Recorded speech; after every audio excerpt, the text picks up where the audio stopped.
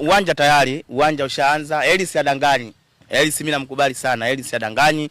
Umeona? Uwanja tayari ushaanza, na kama unabisha au anaebisha anifuate mie, tamlipia nauli nikamuonyeshe shughuli inavyoanza. Utajengwa kweli, maana yametokea mara nyingi wanaleta trekta wanalima na mwisho wake inaisha. Hii sasa walimi kama kulima washalima tangu zamani. Hii inafanyika shughuli mwanangu. Na mimi nakwambia Yanga Afrika kitakufanya jambo, sisi ndio wenye nchi hii. Umeelewa vizuri? Si nilikwambiaga mwanzo kwamba sisi ndio tumewapa vitu vyote wanavyojivunia navyo. Sasa sisi tunajenga uwanja, tukimaliza tunakwenda kuwajengea wao makolo. Bwana. Tukimaliza wetu sie, umeona, tunakwenda kuwajengea wao makolo.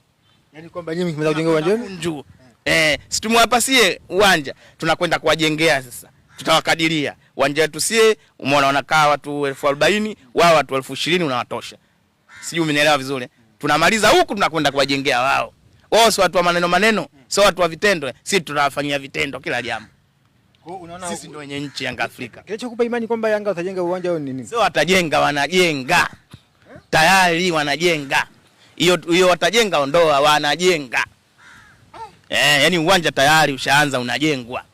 Si umenielewa vizuri? Kwa hilo limeisha, wanajenga sio watajenga. Sasa pengine itakuwa vipi kwa upande wa Simba kama nyie mkijenga? Simba tunaona mpaka sasa hivi wao wameahidiwa vitu kibao lakini havijatimia. Kama sasa hivi kuna gari tangu mwezi gani wameahidiwa tarehe, lakini mpaka sasa hajaja. Unadhani Simba wao hali yao itakuwa iko vipi? Simba ndo kama nilivyokuambia, Simba watoto wadogo tu kwenye nchi. Umeona? Hamna kitu atachoahidiwa kikatimizwa. Kwa sababu uwezo huo hawana. Labda sisi ndo tuahidi kwamba tutakufanyieni kitu fulani. Sijui umenielewa. Sisi tunajenga uwanja Kariakoo shekhe. Umeona? Kariakoo tunajenga uwanja Kariakoo. Dar es Salaam kitovu si Ilala, na Ilala ndo Kariakoo Posta. Sisi tunajenga kwenye kitovu cha Dar es Salaam uwanja. Hatujengi sijui Bagamoyo, sijui Bunju, sijui wapi, Kariakoo. Tutawanunulia sie hilo gari wanaotaka. Gari gani unaita? Eliza. Eliza tutawanunulia sie. Tuwape Eliza. Sijui umenielewa vizuri. Sababu yule bosi wao waahidi inaonekana mshiko ana, tutawanunulia sie Yanga Afrika. Sayuti ana hela? Asa angekuwa na hela sikaongo pia chagueni mchezaji mnomtaka wakamchagua Faisali, Totolo.